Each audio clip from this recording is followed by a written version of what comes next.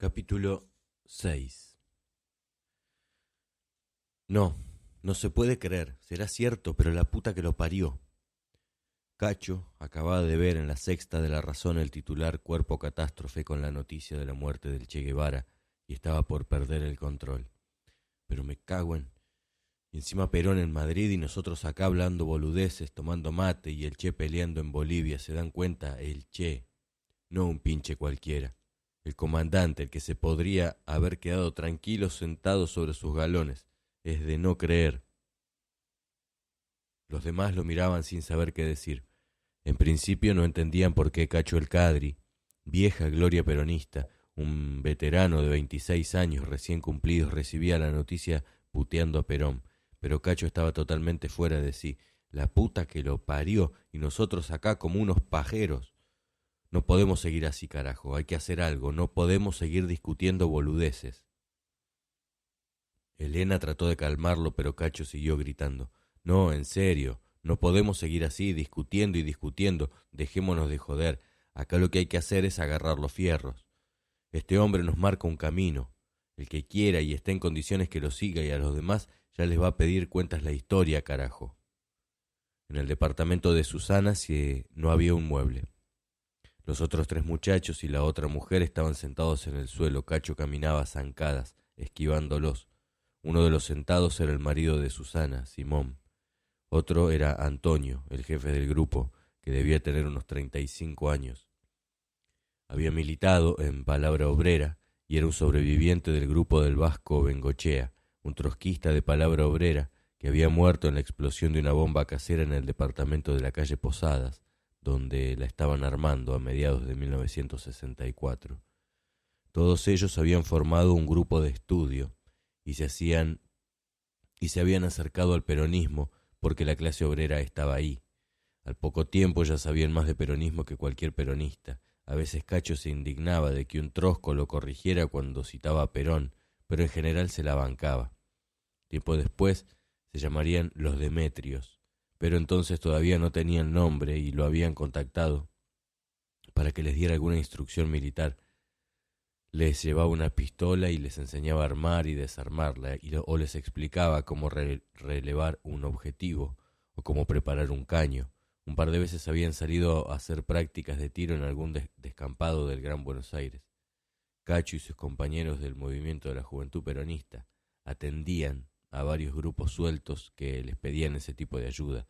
Se suponía que ellos tenían más años de militancia, más experiencia y de alguna manera funcionaban como una escuela o un enlace entre esos grupitos. A Cacho le gustaban esos troscos, le parecían un poco rígidos, pero les reconocía que eran muy derechos, que se ayudaban mucho entre ellos, que socializaban toda la plata que ganaban para que ninguno tuviera problemas económicos. Por eso en el departamento de Elena y Guillermo no había muebles. El padre de ella le había dado la plata para que los compraran, pero ella la repartió con sus compañeros. El problema era mantener al buen señor alejado del lugar para que no se enterara. A Cacho le gustaban, pero seguía bufando. Puta, a ver si entendemos el ejemplo del Che, carajo. Estos son los hombres que vienen al frente de sus tropas, no los que se quedan en Madrid pontificando o se quedan en Buenos Aires charlando boludeces. Ya les dije, se acabaron las reuniones, acá hay que hacer algo, y el que tenga los huevos que me siga y el que no, al carajo. Al día siguiente, Cacho se encontró con el Pata, un compañero suyo que se había enterado de la escena. Che, pero ¿cómo se te ocurre decirles eso? Entre nosotros podemos putearlo al viejo, porque es como un padre, uno se enoja con él como el hijo que se enoja con el padre, pero ¿cómo vas a hablar así con estos chicos que recién están arrimando al peronismo? Sí, ya sé, hermano, ya sé que el viejo tiene razón en estar en Madrid, que es el lugar de la conducción estratégica y todo eso, pero qué lindo sería que estuviera acá. Claro que nos gustaría que estuviera, pero mirá si le llegara a pasar algo, estaríamos más jodidos todavía y no ganaríamos nada. Se me subió la calentura a la cabeza, pero estos maricones ya te fueron con el cuento. Me enteré por Antonio, dice que están muy dolidos. Lo que no me dijo es cómo terminó. ¿Te contestaron algo? No, se quedaron totalmente musarela. Después quedamos en que me tenían que contestar la vez próxima. Mirá cómo lo vi. Me parece No va a haber vez próxima, Pero que se vayan a la puta que los parió. Cacho, me pidieron una cita con vos para mañana a las 5 en la Plaza Libertad. Yo también voy a ir. Al día siguiente, Cacho apareció como siempre, con su saco azul, su pantalón gris, su corbata, sus anteojos y su portafolio de cuero. Cacho era flaco, elástico y se empeñaba en parecer un caballero inglés. A veces decía que era la mejor forma de que la cana no jodiera. Otras, que si no andaba así le parecía que estaba medio disfrazado. Antonio llegó mirando para todos lados, estaba buscando y nunca salía del departamento. Estaba buscado y nunca salía del departamento.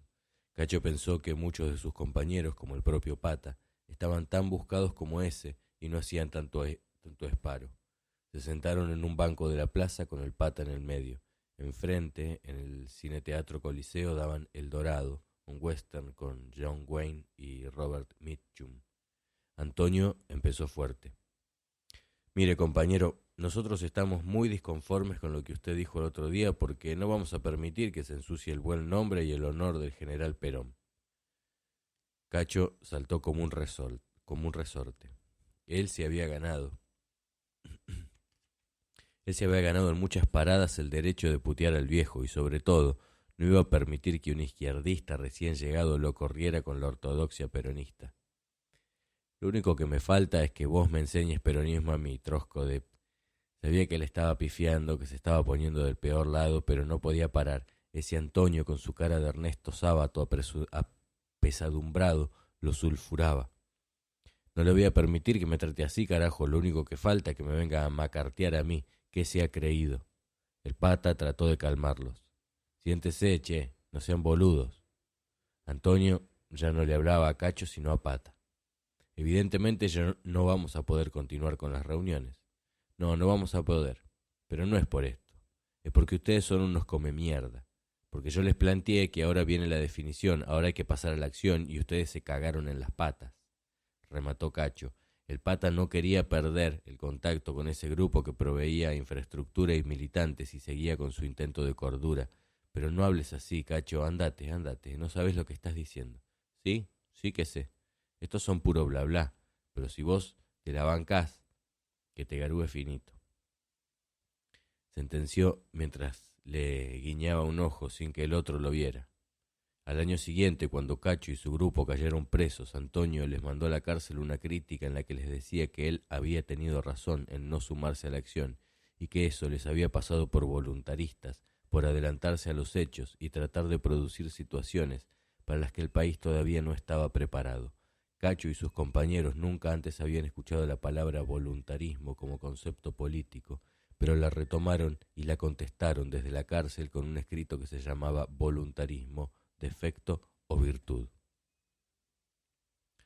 Octubre de 1967. Los argentinos se estaban acostumbrando de nuevo a la censura y a muchos les gustaba poco. En estos meses, los casos más resonantes fueron las prohibiciones de las películas de Michelangelo Antonioni, Blow Up, inspirada en un cuento de Julio Cortázar, Las babas del diablo, y de la ópera de Alberto Ginastera y Manuel Mujica Lainez, Bomarzo. Mujica Lainez se había enterado de la prohibición en la Embajada Argentina en Brasil, donde había sido oficialmente invitado por el Ministerio de Relaciones Exteriores. 2 meses antes, Mujica y Ginastera habían presentado con toda pompa y auspicio oficial en Washington, ante el vicepresidente norteamericano, su ópera, ahora censurada en Buenos Aires. En ese momento, el embajador Álvaro Alzogaray la había definido como un importante acontecimiento para la cultura argentina, y el propio Onganía les había mandado tras el estreno telegramas de felicitaciones. Por eso ahora la medida era difícilmente comprensible. En Bomarzo había homosexualidad, adulterios y un envenenamiento, pero lo mismo se podía encontrar en muchas otras óperas. Mujica Lainez, indignado, escribía en la revista Extra que no hace mucho el film Blow Up de Antonioni, realizado sobre un cuento de Julio Cortázar, no se pudo proyectar en Buenos Aires, pues se le impusieron supresiones inadmisibles. Ahora se prohíbe a Bomarzo. Cortázar y yo nos dividimos el premio Kennedy. Hoy nos toca compartir en la capital argentina igual destino. Cortázar hubiera podido ver Bomarzo en Washington y yo hubiera podido ver Blow Up en París o en Nueva York. Ojalá no sea dada la satisfacción de asistir juntos y pronto con Ginastera y Antonioni en Buenos Aires a la presentación de una ópera y una película que en el resto del mundo, allá donde Ginastera, Cortázar y yo somos extranjeros, son recibidos con respeto y admiración unánimes. Julio Cortázar le contestaba desde París con otra carta. Decididamente los hados y los ediles nos acercan. Hace usted bien en comparar los destinos simétricos de nuestras obras. Cuando compartimos el premio Kennedy, le escribí a un amigo que usted y yo deberíamos fundir nuestros libros en uno solo y titularlo Boyuela o Ramarzo. Pero ahora nos están fundiendo de otra manera, me temo. Un abrazo, Julio Cortázar. Mientras tanto, en Buenos Aires, un empresario de espectáculos proponía un tour de 3 días a Montevideo, con derecho a presenciar el viernes Bomarzo, el sábado Blow Up y el domingo La Vuelta al Hogar de Harold Pinter, en puesta de Leopoldo Torre Nilsson. La excursión completa costaba menos de $100. Acostumbradas a esos avatares, 2 actrices argentinas seguían su guerra particular contra la censura, a fuerza de triquiñuelas. Isabel Sarli y Libertad Leblanc encontraban maneras de mostrar alguna piel en la pantalla, aunque cada una tenía ideas distintas sobre la cuestión. Isabel Sarli decía que lo hago porque me conviene, pero contra mi gusto. No creo que sea difícil comprender que a nadie le gusta pensar que su cuerpo desnudo va a ser visto por cualquiera. Pese a mi larga experiencia, nunca termino de acostumbrarme. Siempre consigo demorar la inevitable escena del desnudo para el final, cuando no queda más remedio. Desnudarme es parte de mi trabajo, no la más agradable precisamente, pero la acepto a sabiendas. No me siento culpable, solo molesta. Libertad Leblanc era más cáustica. Si me molesta que me fotografíen desnuda, a esta altura de las cosas es como preguntarle a un capitalista si le molesta invertir su dinero. En todas mis películas hay desnudos hasta donde lo permite la censura. Si esta es la razón de su éxito, mejor, señal de que no he equivocado el camino. A todo esto, Carlos Montana escribía en la revista Marcha, de Montevideo, un artículo donde insistía en que la censura era una constatación del fracaso del poder. Los gobiernos tienen que recurrir a la censura cuando no pueden instalar en el público las pautas que postulan. Si la sociedad estuviera adaptada a lo que el poder pretende, no sería necesario agredirla con estas medidas. Ella solo regularía con su repudio o su indiferencia los productos pasibles de censura. Eso en la Argentina actual no sucede. De esta inadecuación entre la voluntad común y la voluntad gubernativa nace, entre otras cosas, el enojoso hábito de la censura. Alberto Elizalde estaba cursando el último año del secundario y en poco tiempo más ingresaría a la Universidad de La Plata como su padre. Aunque no había ido al industrial, prefería las carreras técnicas. Estaba entre la física y la ingeniería y más que nada le interesaban las telecomunicaciones. Terminaba el secundario, no se llevaban materias, hablaba bastante inglés y se las rebuscaba bien al fútbol. Ese año, Chiche Proya, un personaje de la cultura de La Plata, había organizado un cineclub en el Select en 7 y 56, que funcionaba los jueves y viernes a la noche. Para Elizalde ya no era programa ir a ver a Isabel Sarli revoleando tetas entre los matorrales misioneros. Alberto se metió en ese ambiente intelectual y disfrutaba de alegorías pretenciosas como El séptimo sello de Bergman o de panfletos simples y vibrantes como Morir en Madrid de Rossif. El heroísmo que trataban de mostrar esas imágenes de combatientes convencidos consiguió emocionarlo y se quedó prendado del neorrealismo italiano, que le vino muy bien para entender sus conflictos de pago chico. Alberto solía pensar que La Plata estaba plagada de las mismas superficialidades y tonterías que mostraban Milagro en Milán o Ladrones de bicicletas. Una de esas noches vio Rocco y sus hermanos. Lo que logra Visconti con sus personajes es que sean de carne y hueso. Acá están los dramas y las alegrías de una familia común, como cualquiera de las nuestras, decía Esteban, que ya estudiaba la carrera de cine y coordinaba las discusiones después de la función.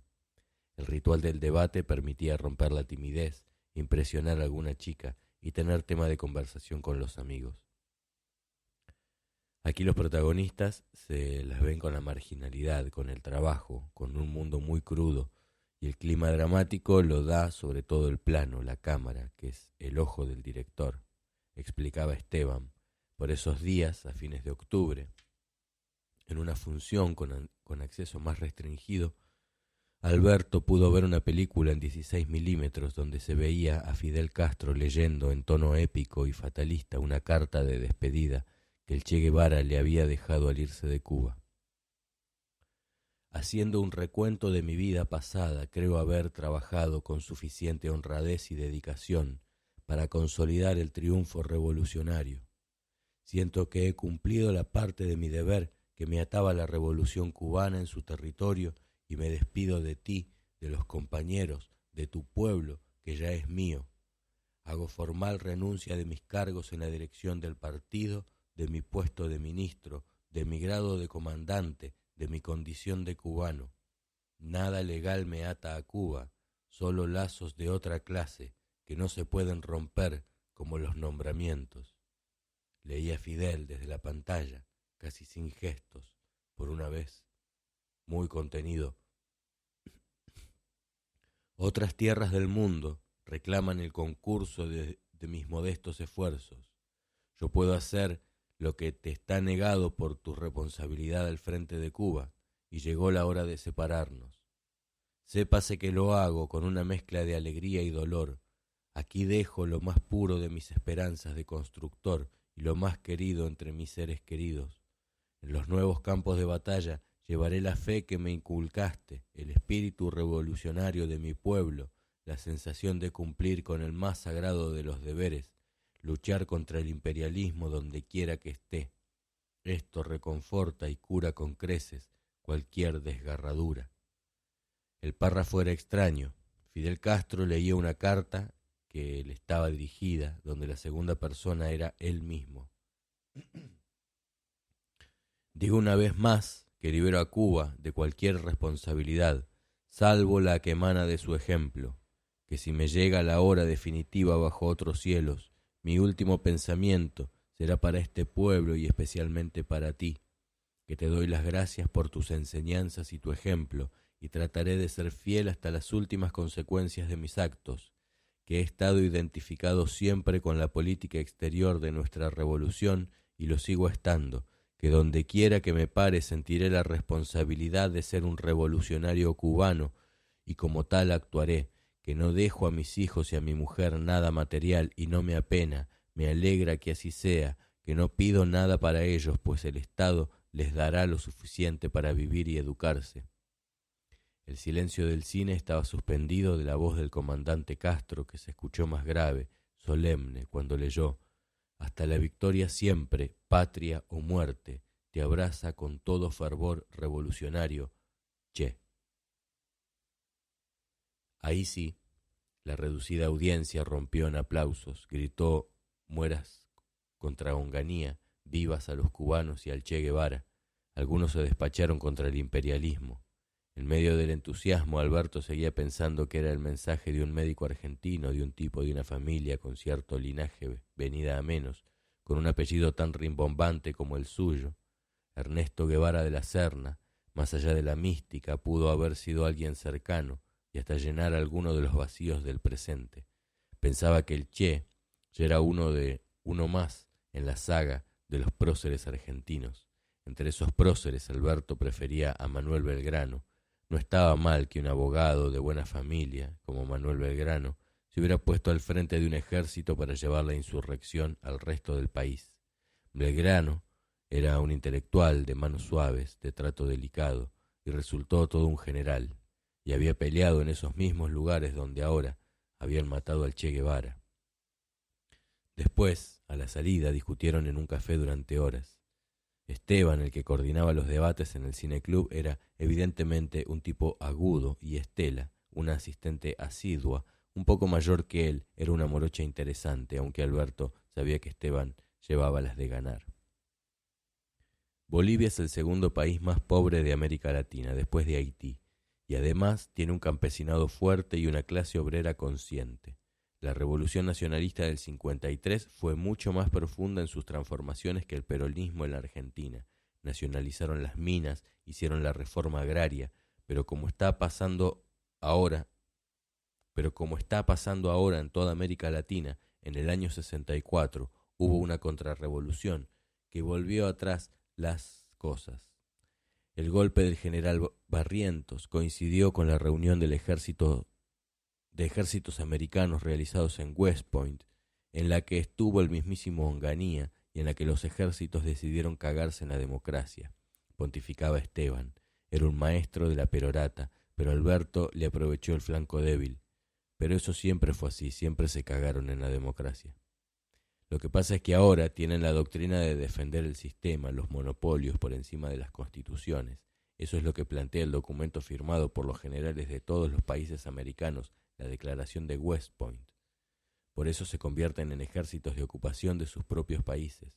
No defienden la soberanía, defienden directamente los intereses del imperialismo. Esteban tomó un respiro y volvió a hablar del emprendimiento de Guevara. Por eso el Che eligió Bolivia. Pese a lo que dicen algunos, no se equivocó. Había condiciones objetivas para la revolución, faltaba crear las condiciones subjetivas. Alberto y Estela todavía no estaban acostumbrados a esos conceptos.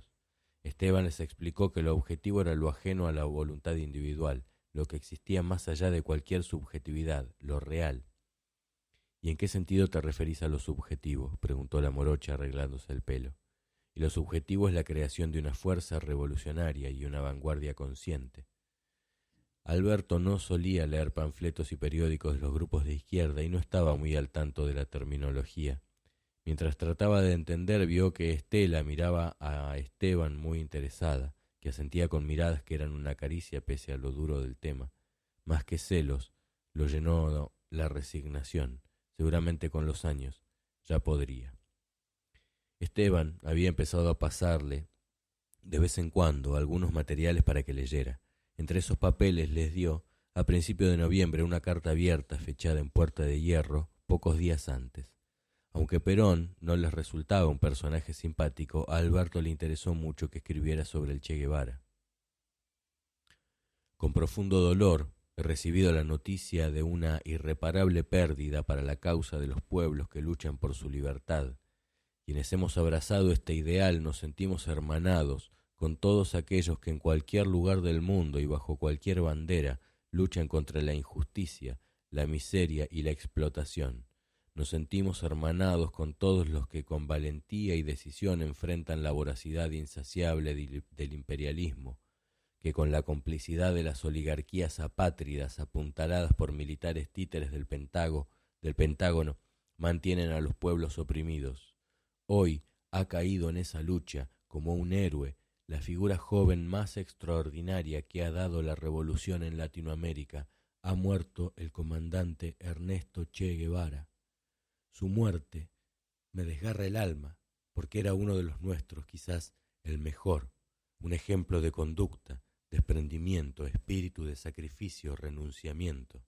La profunda convicción en la justicia de la causa que abrazó le dio la fuerza, el valor, el coraje que hoy lo eleva a la categoría de héroe y de mártir.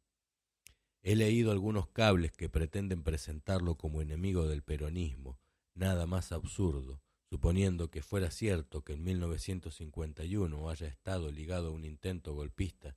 ¿Qué edad tenía entonces? Yo mismo, siendo un joven oficial, participé del golpe que derrocó al gobierno popular de Hipólito Yrigoyen. Yo también en ese momento fui utilizado por la oligarquía. Lo importante es darse cuenta de esos errores y enmendarlos. Vaya si el Che los enmendó. Alberto releyó el último párrafo. Perón no le caía simpático, pero le pareció admirable que aceptara que había sido utilizado por la oligarquía y que reconociera sus culpas. Era un buen gesto. Su vida, su epopeya, es el ejemplo más puro en que se deben mirar nuestros jóvenes, los jóvenes de toda América Latina. La hora de los pueblos ha llegado y las revoluciones nacionales en Latinoamérica son un hecho irreversible. El actual equilibrio será roto porque es infantil pensar que se pueden superar sin revolución las resistencias de las oligarquías y de los monopolios inversionistas del imperialismo. Las revoluciones socialistas se tienen que realizar, que cada uno haga la suya, no importa el sello que tenga. Por eso y para eso deben conectarse todos los movimientos nacionales, en la misma forma en que son solidarios entre sí los usufructuarios del privilegio. La mayoría de los gobiernos de América Latina no van a resolver los problemas nacionales sencillamente porque no responden a los intereses nacionales. Ante esto no creo que las expresiones revolucionarias verbales basten. Es necesario entrar a la acción revolucionaria, con base organizativa, con un programa estratégico y tácticas que hagan viable la concreción de la revolución. Y esta tarea la deben llevar adelante quienes se sientan capaces. La lucha será dura, pero el triunfo definitivo será de los pueblos. El peronismo, consecuente con su tradición y con su lucha, como movimiento nacional, popular y revolucionario, rinde su homenaje emocionado al idealista, al revolucionario, al comandante Ernesto Che Guevara, guerrillero argentino muerto en acción empuñando las armas en pos del triunfo de las revoluciones nacionales en Latinoamérica. Lo firmaba Juan Domingo Perón, y su final no podía ser más explícito y vibrante. A Alberto le pareció que esto iba a traer cola. Esas cosas le daban ganas de hacer algo, de abandonar su lugar de espectador. A veces le daba mucha culpa ser un espectador y por otra parte, el interés de Estela por la epopeya del Che le indicaba que eso de que la política era cosa de hombres también estaba cambiando. Cuando llegó la noticia de la muerte del Che, Carlitos Goldenberg se pasó semanas sin encontrarse con Carlos Olmedo, su cuñado. Cuando volvió a verlo le pareció que estaba deprimido, apagado. ¿Qué pasa, Carlos? Te veo jodido. La muerte del Che fue un golpe duro para todos. Bueno, no será para tanto. Carlitos pensó que el otro exageraba. No sabía que esa muerte significaba el replanteo de todo su plan de apoyo a la guerrilla guevarista. Su cuñado se había quedado momentáneamente sin proyecto. Después Olmedo y sus compañeros se pasaron meses discutiendo hasta que decidieron intentar el establecimiento de un foco de guerrilla urbana en la Argentina. Entonces Carlos les preguntó a Carlitos si sabía manejar. Carlitos le contestó que no, pero que su amigo Sergio sí sabía. ¿Y te parece que querrá enseñarnos? Seguro. Con la muerte de Guevara, el proyecto de guerrilla rural había cedido frente a la idea de la guerrilla urbana, y los caballos eran reemplazados por los coches. Las clases eran ahí mismo, en los bosques de Palermo, y los alumnos aprendían más rápido. Octubre de 1967. En esos días, la muerte de Ernesto Guevara fue cantada en cantidad de versos, entre ellos un poema de Juan Gelman, Pensamientos. Decía: soy de un país donde se llora por el Che, o en todo caso, se canta por el Che, y algunos están contentos con su muerte.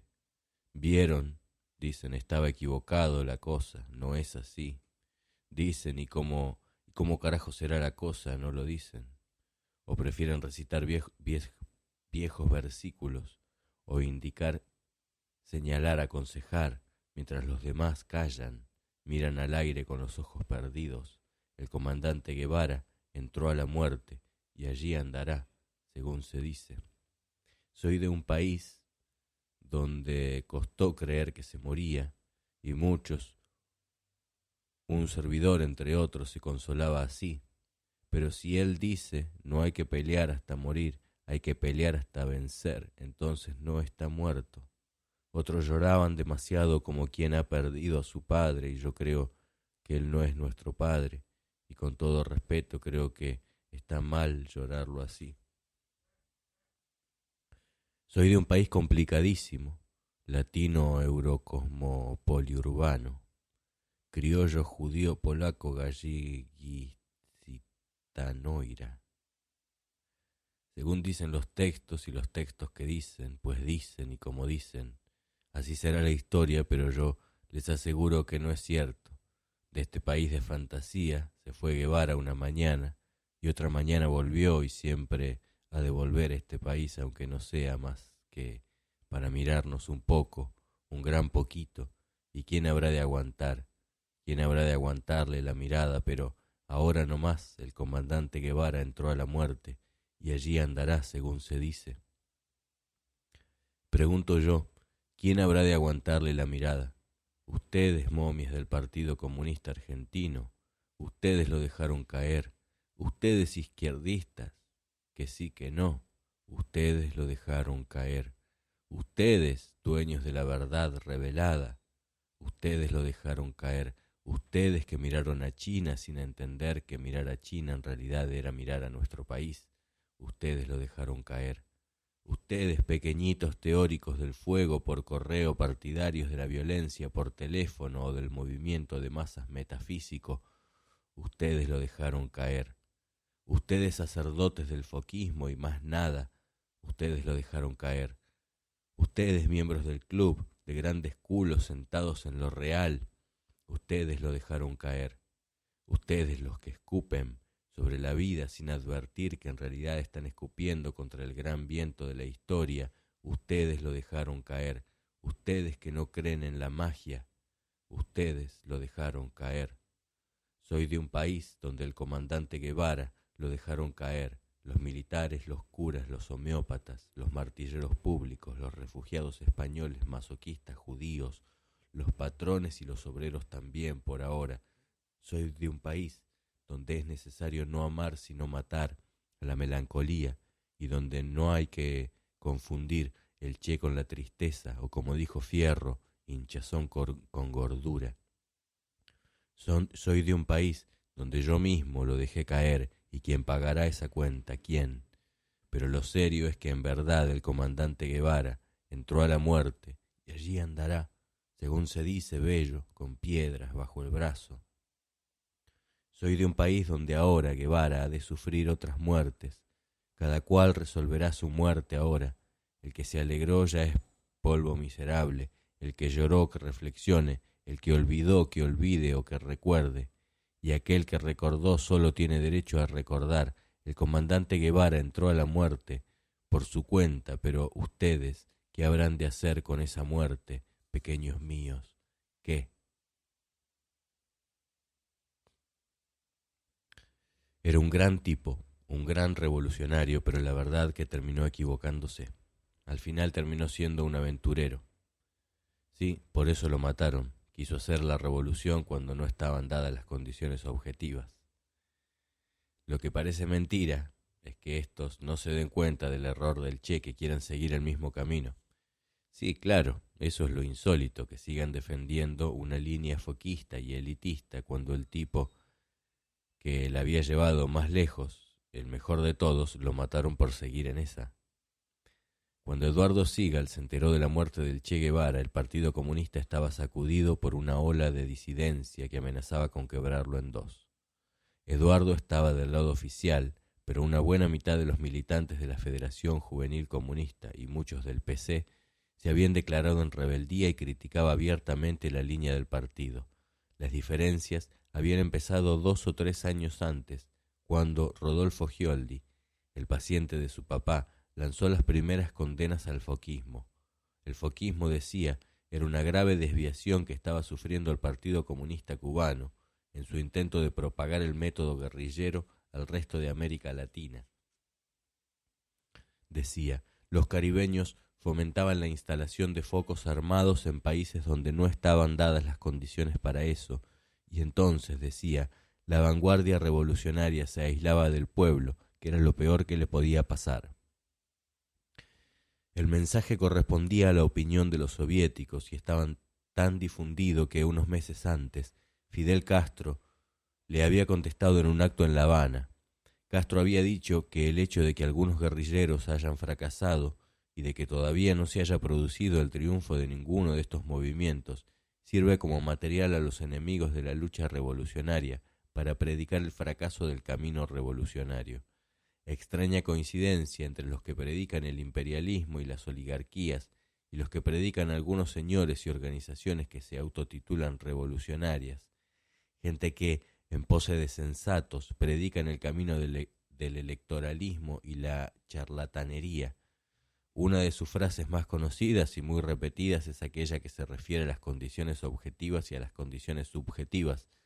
Bien arreglados habríamos estado si para hacer una revolución socialista nos hubiésemos tenido que dedicar a catequizar a todo el mundo con el socialismo y el marxismo para después hacer la revolución.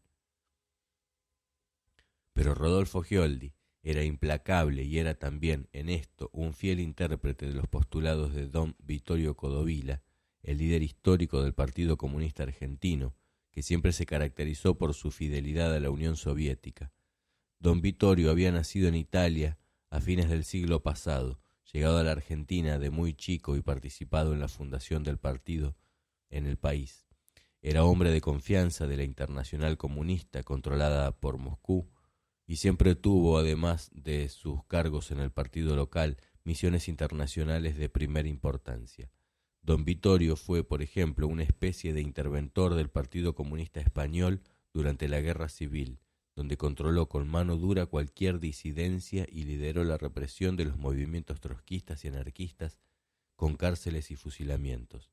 Para los comunistas argentinos, su autoridad, que ejercía desde Buenos Aires o desde los distintos lugares del mundo a donde los llevaban sus tareas, era indiscutida. Los 4 tomos de sus obras completas eran la Biblia de los comunistas locales y sus órdenes se cumplían sin pestañear. Eduardo lo vio una sola vez en su vida, en esos días de 1967, en un acto que festejaba el cumpleaños del gran hombre. Era en un salón en el Dock Sud, atestado de militantes fervorosos. En el escenario un dirigente lo elogiaba y don Vittorio lograba esa mezcla perfecta de humildad y satisfacción que era su cara para esas circunstancias. Mírenlo, camaradas, porque pocas veces podrán ver tan encarnada, tan en carne viva la historia del comunismo argentino y mundial. Don Vittorio bajaba la cabeza como quien se abruma y la levantaba al momento para seguir mirando al orador con ojos casi sobradores. No es sólo por la justeza, mejor diría la clarividencia de sus análisis políticos, no es sólo por la certeza indiscutible de sus postulados teóricos, su conocimiento incomparable de las herramientas del marxismo-leninismo, ni es sólo por su tan conocida hombría de bien, aquella que lo llevó a abandonar toda tentación personal para supeditar su vida al bienestar de los pueblos del mundo, ni siquiera es por su reconocida humildad, ni por sus descollantes valores familiares, ni por su generosidad tan extraordinaria, es porque el camarada Vittorio Codovilla es ante todo un ser humano excepcional que hoy, todos juntos en un abrazo fraterno, llenos de admiración ante la figura y la vida de un verdadero comunista, queremos desearle. El miembro del comité central emocionaba a los 300 asistentes con un discurso inflamado sobre las cualidades del líder cumpleañero. Y Eduardo entre ellos se conmovía también y pensaba si algún día podría llegar a tener, aunque más no fuera, una parte ínfima de los méritos de ese gran militante. La sala estaba llena de banderas rojas y banderitas argentinas. Olía a sudor y a cigarrillo viejo. De pronto, a una señal del orador, todos se pusieron de pie y en homenaje al camarada secretario general empezaron a cantar la Internacional casi a los gritos, serios, entusiastas. Por un momento Eduardo se olvidó de los problemas y las discusiones que en esos días sacudían al partido. El pasado hay que hacerlo añicos, masa de esclavos en pie, a luchar.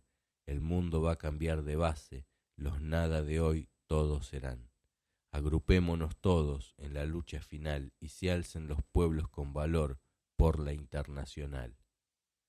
La disidencia se había iniciado en las facultades. En Buenos Aires casi todos los cuadros de la Juventud Comunista en la universidad y muchos miembros del partido estaban de acuerdo con ella. La encabezaba un platense, Otto Vargas, que había sido un dirigente importante y reprochaban a la conducción su reformismo. Criticaban que no apoyara los esfuerzos de los cubanos y del Che Guevara por extender la revolución en Latinoamérica. Esa falta de colaboración era una decisión de los soviéticos que se oponían a la política de los cubanos, que para llevarla adelante estaban acercándose a los chinos. Los disidentes habían empezado a manifestarse un par de años antes, cuando formaron el Comité de Recuperación Revolucionaria del PC, Pero en septiembre de 1967 la cuestión ya había llegado a un punto de ruptura. A esta altura, lo que se discutía bajo la capa de debates políticos e ideológicos era más bien qué pasaría con la estructura y los militantes del partido a partir de esa división que estaba por producirse y que iba a dejar al partido en la situación más complicada de las últimas décadas. Eduardo participaba de algunas de esas reuniones. Era muy joven, pero concurría como representante de los secundarios de la provincia de Buenos Aires, que en buena parte se mantenían fieles a la dirección, a las discusiones sanguinarias que se daban en La Plata. Pero no se dan cuenta de que con su extremismo lo único que van a conseguir es quedarse al costado de la historia, o peor, con sus urgencias de pequeño burgueses, pueden llevar a la clase obrera acciones inmaduras que le hacen el juego a la reacción. En este momento la tarea principal es encontrar las maneras de unirse para derrotar a la dictadura, y eso pasa por armar formas de organización social, vecinal, estudiantil y por hacer alianzas con las demás fuerzas políticas y no por salir a tirar tiros. La cuestión es la acción de masas hacia la toma del poder, pero hay que respetar las etapas. Primero habrá que recuperar la democracia, formar un frente democrático burgués para echar a los militares y recién después vendrá la etapa de la profundización de la democracia, que nos permitirá empezar a encarar la revolución democrática que, discúlpame, no quiero molestar, pero con todo eso, ¿cuándo calculan que podremos empezar a pensar en el socialismo? ¿Para el 2020?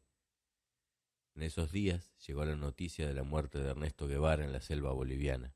Eduardo y sus compañeros de la Dirección Provincial de la Juventud lo lamentaron porque para ellos el Che siempre había sido un héroe, pero también entendieron que esa muerte los reafirmaba en sus posturas contra los disidentes.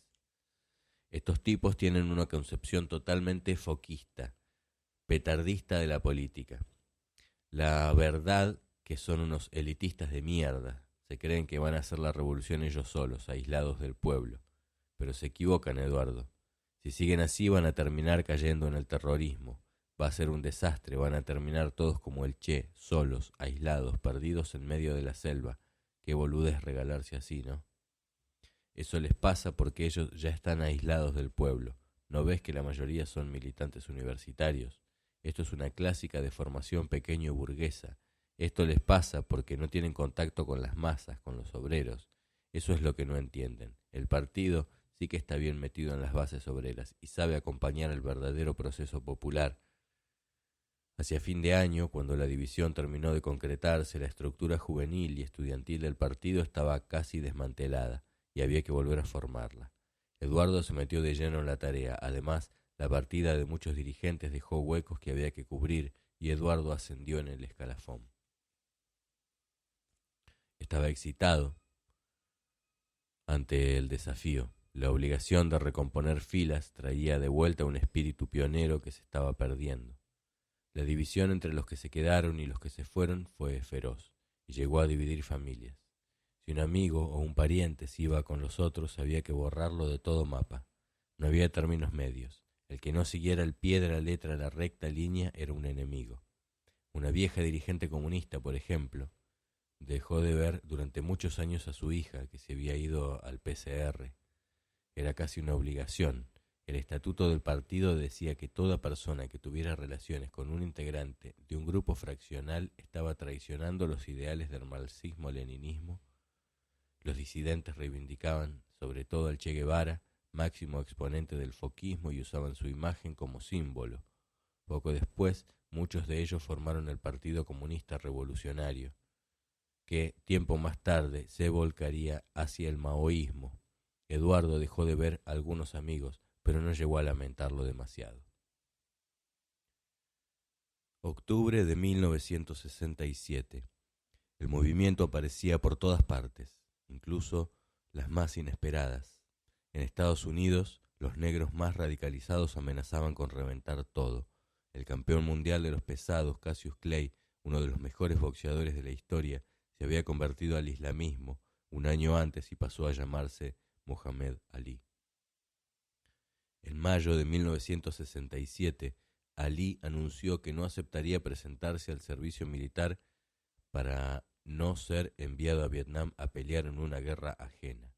En octubre, el boxeador despojado de sus títulos y de su licencia profesional, fue condenado a 5 años de prisión que pudo evitar pagando una fianza millonaria. Eldridge Cleaver era un buen escritor y además uno de los líderes del movimiento más extremo de los negros americanos, los Black Panthers. En 1967, Nat Hentoff, periodista y gran crítico de jazz, lo entrevistó para la revista Playboy. Los 10 puntos del programa del Partido Pantera Negra muestran con toda claridad que no estamos dispuestos a aceptar las reglas de los intereses creados de los blancos. 1. Queremos libertad, queremos poder de determinación del destino de nuestras comunidades negras. 2. Queremos ocupación plena para nuestra gente. 3. Deseamos alojamientos adecuados para dar abrigo a seres humanos. 4. Queremos que se exima a todos los negros del servicio militar. 5. Queremos instrucción adecuada para los negros, una enseñanza que nos enseñe cuál es la verdadera naturaleza de esta sociedad decadente, racista, y que les enseñe a los jóvenes hermanos y hermanas negros cuál es el lugar que les corresponde por derecho en esta sociedad, pues si no saben cuál es su lugar en la sociedad y en el mundo, entonces no podrán entender ninguna otra cosa. 6. Queremos que se ponga fin al robo que perpetran contra los negros en sus propias comunidades los comerciantes blancos racistas. 7. Queremos que se ponga fin inmediatamente a la brutalidad policial y al asesinato de negros. 8. Queremos que se pongan en libertad a todos los negros recluidos en las prisiones municipales, estatales y federales, porque no se los juzgó con equidad, los juzgaron jurados constituidos exclusivamente por blancos, y eso es tanto como llevar a juicio a un judío en la Alemania nazi. 9. Queremos que a los negros acusados de la comisión de delitos los juzguen miembros de su grupo de iguales, y entiendo por igual a la persona que procede de la misma comunidad económica, social, religiosa, histórica y racial. En otras palabras, deberán ser negros quienes juzguen a cualquier negro. Y 10. Queremos tierras, dinero, casas, ropa, educación, justicia y paz. Paz, pero usted ha escrito que el genio de la violencia negra ha llegado. Sí, pero hay que entenderlo en su contexto. He dicho que la guerra sobrevendrá únicamente si no se da satisfacción a estas demandas fundamentales, no simplemente una guerra racial que por sí sola destruiría este país, sino un movimiento guerrillero de resistencia que sería tanto como una segunda guerra civil, sumiendo a los Estados Unidos en las profundidades de su más desesperada pesadilla. Los Estados Unidos ya han decidido dónde llevar a cabo su siguiente campaña una vez que termine la guerra de Vietnam. Creemos que el gobierno ya ha elegido su nuevo blanco y que son los Estados Unidos negros. Muchos negros ya están en ascuas, por lo que entienden que son los preparativos para la supresión de la lucha de la liberación de los negros en este país. No trabajamos con un tiempo fijo, pero podemos decir que la situación se está agravando rápidamente. Permítaseme aclarar una cosa, no me hace gracia la violencia. Las armas son horrendas, lo bello son las personas, y cuando se usa un arma para matar a alguien, se está haciendo algo horrendo. Pero hay 2 formas de violencia: violencia dirigida contra uno para tenerlo en el lugar elegido por otros, y violencia para defenderse uno mismo contra esa opresión y conquistar la propia libertad. Si no se da satisfacción a estas demandas, tarde o temprano, tendremos que elegir entre seguir siendo víctimas o lanzarnos a la captura de nuestra libertad. ¿Y te parece que se podrá hablar con este tipo? Seguro, es de confianza. ¿De confianza como para proponerle algo? Bueno, tanteale un poco, pero me parece que sí. ¿Y cómo puedo hacer para encontrarme con él? Los contactos solían empezar así.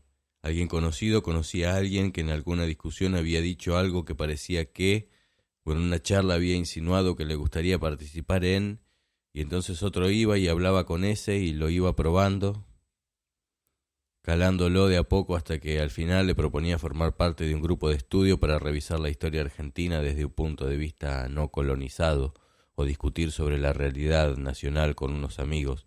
Había que cuidarse. De movida nunca se podía estar muy seguro. A Graciela D'Aleo, tímida como siempre, le daba pánico la situación, pero a fines de agosto, después de pasar con éxito la prueba de los volantes, su responsable en el Camilo le dijo que tenía que empezar a ocuparse de 4 o 5 contactos que tenían en diversas facultades para ver si podían formar con ellos un grupo de episuperficie. La episuperficie era lo que estaba todavía más allá que la superficie, o sea, gente que no iba a formar parte del comando Camilo Torres, sino de un grupo que el Camilo controlaría y se estaba creando, el Comando Revolucionario Universitario, el CRU. Graciela lo fue viendo de a uno en distintos bares, eran 6. Julio Bárbaro, presidente del Centro de Estudiantes de Sociología de Salvador, Carlos Hobart, de Sociología de Salvador, Pilar de Letras, el Colorado Alejandro de Medicina, Pedrito de Ingeniería. Lo primero que intentaron organizar fue un operativo para el 16 de septiembre, en el aniversario de la Revolución Libertadora.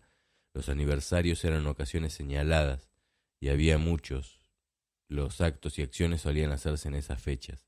Después de larguísimas discusiones decidieron que el operativo consistiría en hacer un cartel de varios metros, atarlo a 1 o 2 globos con gas y soltar el engendro bajo el puente Pacífico. Entonces el cartel se remontaría hasta chocar con la base del puente y se quedaría ahí, inaccesible, inatacable, hasta que vinieran los bomberos a sacarlo. La idea no era mala. Joaquín, el de ingeniería, calculó que los globos para levantar el cartel tenían que tener como 1 metro de diámetro. Cuando ya habían encontrado semejantes globos, se les planteó el problema de llevarlos inflados hasta el lugar de los hechos, y no consiguieron resolverlo. Por problemas técnicos, el operativo fue reemplazado por una pintada en las paredes del Colegio San José en el 11. Pero la discusión ya se había cobrado su primera víctima. Estaban en la casa de Graciela porque sus padres habían salido. A su tía abuela que vivía con ellos les decía que eran compañeros de la facultad. Entonces, en medio de los preparativos, Julio Bárbaro se paró y dijo que estas acciones implicaban una violencia que él no estaba en condiciones de asumir. Compañeros, antes de que sigan avanzando con la planificación, me parece que por razones de seguridad tengo que decirles algo. Mejor que yo no me entere de más detalles, porque esto que ustedes están planeando significa un nivel de violencia que yo no puedo asumir en este momento, dijo, y agarró sus cosas. Graciela lo acompañó hasta la puerta y no volvió a verlo en muchos años. La pintada fue pintada sin inconvenientes. Flaco, no soporto más el trabajo. El instituto, pero si te pagan más o menos bien y no tenés que hacer nada. Por eso no soporto estar ahí sin hacer nada. En esos días no era difícil conseguir trabajos. No todos eran buenos o estaban bien pagados, pero la sensación generalizada era que cada cual podía ir buscando, cambiar de empleos hasta encontrar uno que le gustara o conviniera. No sé si te conviene, pero justo el otro día estuve hablando con Paula, que me dijo que iba a dejar su trabajo y en una de esas te lo puede pasar. Paula era en realidad Norma Arrostito y estaba a punto de dejar su empleo como secretaria de un jardín de infantes nuevo, con pretensiones de pedagogía moderna, el Arco Iris, en Uriburu y Santa Fe. Graciela entonces no sabía que Norma lo iba a dejar para irse a Cuba con su novio, Fernando Abal Medina, y el cordobés Emilio Massa, enviados por el Camilo para recibir instrucción militar. El flaco armó una cita entre Graciela y Norma en el galeón de Santa Fe y Gurruchaga. Mientras esperaba, Graciela miraba por la ventana el movimiento de la comisaría 23. Hacía calor, las ventanas del bar estaban abiertas y ella los escuchaba hablar. 3 policías en la puerta comentaban que el fútbol estaba hecho una mierda, que todos jugaban a defender, que eso era el antifútbol y que el domingo habían ido a la cancha y se habían aburrido como locos. En esos días Graciela había escuchado comentarios parecidos de su hermano y el flaco. Por un momento le sorprendió pensar que en algunos puntos los enemigos y los íntimos podían parecerse tanto. Norma llegó casi sin aliento y pidiendo disculpas. La demora no había sido para tanto, pero se suponía que los militantes tenían que cuidar mucho la puntualidad. Y me parece que te puede resultar. Son tipos de izquierda, vienen todos del PC, pero son muy macanudos y tratan bien a la gente. Yo creo que te va a ir bien con ellos. Y si tenés algún problema, consultalo con mi hermana Nélida, que está de maestra de los patitos. De todas maneras, Ni se te ocurra decir nada sobre tus opiniones políticas o sobre tu militancia, flaquita. Ni una palabra. Lo que sí tenés que cuidarme mucho a un chico que yo lo adoro, un nene que se llama Fernando, Fernando Alcalde. Al rato llegó Fernando Abal Medina y los tres se quedaron un rato charlando. Los dos viajeros no dijeron ni una palabra sobre su destino inmediato y Graciela prefirió no hacer preguntas. A los 2 días tuvo una entrevista y empezó a trabajar en el jardín de infantes. Era principios de octubre, pocos días después, escuchó en su oficina una tarde un flash informativo que interrumpió el programa del peruano Guerrero Martinez para decir que el Che Guevara había muerto en la selva boliviana. Esa noche con el flaco dudaron de que fuera cierto. Cuando la noticia se confirmó, los reconfortó leer la carta de Perón y la del cura Hernán Benítez, antiguo confesor de Eva Perón, que salió publicada en la revista Así. Después la reprodujeron en Cristianismo y Revolución. Empezaba diciendo que el Che Guevara ha muerto con las características de los héroes de leyendas, quienes en la conciencia popular no mueren, como los judíos del Viejo Testamento creían siempre vivo al profeta Elías, los españoles del medioevo al Cid Campeador y los galeses a Artús. Es posible también que en los años venideros los soldados del Tercer Mundo crean sentir la presencia alucinante del Che Guevara en el fragor de las luchas guerrilleras. Después Benítez en su testimonio pasaba a Camilo Torres y sus seguidores. Drama igual al de Torres viven ahora en el fondo de sus conciencias. No pocos sacerdotes jóvenes, por cierto, los mejores, entienden que traicionan a Cristo si se encanallan en la aceptación obediente y sumisa de la evidente y prolongada tiranía que impera en el Tercer Mundo. Ansían testimoniar con una vida heroica la revolución exigida por el Evangelio. Comunistas, ¿qué va? Guerrilleros, para ser cristianos hasta la raíz del cristianismo. Yo no sé si el Che alimentaba fe religiosa explícita en su corazón, pero veo muy claro que si su lucha se le inspiró el anhelo de justicia, de redención social, de amor al prójimo, es un héroe cristiano. A los militantes del Camilo, la muerte de Guevara no les hizo perder la fe en las posibilidades de la guerrilla rural. En cambio, les sirvió para agudizar sus críticas y su bronca contra los comunistas. Parecía muy claro que la derrota de la guerrilla tenía que ver con la traición del Partido Comunista Boliviano y su secretario general Monge, que se había comprometido a una serie de apoyos y suministros que nunca llegaron. Estos hijos de puta siempre están del otro lado, parece mentira. El CRU seguía con sus reuniones, discutían, leían historia, preparaban pequeños operativos. En esos días se incorporó un estudiante de Derecho de 18 años, otro ex alumno del Buenos Aires, bajito y muy cara de nene, al que llamaban el peronista. Se llamaba Juan Pablo Ventura y su sobrenombre le venía de que había leído 5 años después un libro de Antonio Cafiero sobre el gobierno peronista. Esos materiales eran difíciles de conseguir y el peronista se aprovechó de su bagaje y les daba charla sobre la gestión económica del primer peronismo, su nacionalismo, su proteccionismo. No solían hablar de los contratos petroleros y las demás concesiones de los últimos 2 años. Como ya hacía calor, se reunían en el Rosedal, en el pastito, con una botella de Coca-Cola y simulaban tierno picnic. Las discusiones eran larguísimas, intensas. Poco después, el 17 de octubre, Graciela salió apurada del jardín con una bolsa de volantes envueltos en el delantal a cuadritos azules y blancos. Tenía que estar a las 6 menos 5 en la estación 11. Che, no se decide a dar la orden. No sé qué carajo está esperando. ¿No se habrá asustado el famoso teléfono público? ¿Qué? No sabés que el gallego le dicen teléfono público. No, ¿por qué? Porque es grandote, cuadrado y negro como los teléfonos. El colorado Alejandro se rió y Graciela estaba contenta de haber podido colocar el chiste.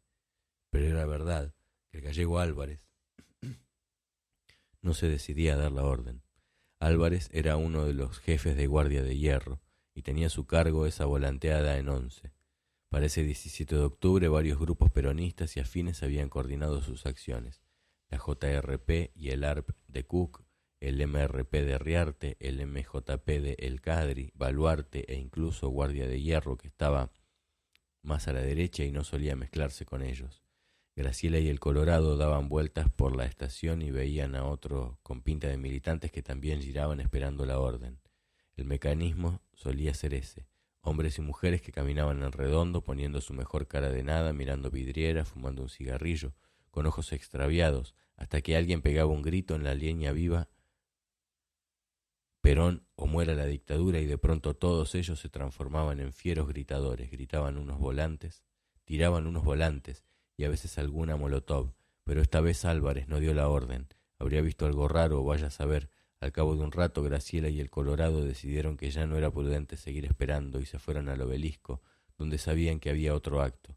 Ahí empezaron a dar vueltas por la galería del cierre del Cine Arte, entre Corrientes y la Diagonal. En ese cine daban sorbo al Griego, con Anthony Quinn, y cuando alguien gritó la contraseña, todos corrieron hasta la plaza del Obelisco y se pusieron a cantar la marcha peronista. La policía llegó en un par de minutos y fue la desbandada. Graciela y el Colorado se metieron en el pasaje subterráneo y salieron del lado del trus joyero, aparentando la mayor normalidad. Un patrullero les pasó despacio por delante mirándolos con especial cuidado. Ellos se dieron la mano y trataron de simular mirada enamorada. Se suponía que una pareja de noviecitos eran menos sospechosa. En cuanto el patrullero terminó de pasar, el Colorado la soltó y soltó bruto suspiro. De movida, Graciela no estuvo segura de que tenía que entender. Él le aclaró enseguida: «Madre, qué susto, ¿sabes qué? Tenía los volantes escondidos adentro del pantalón, en la cintura, y se me empezaron a caer. Nos salvamos justo, justísimo».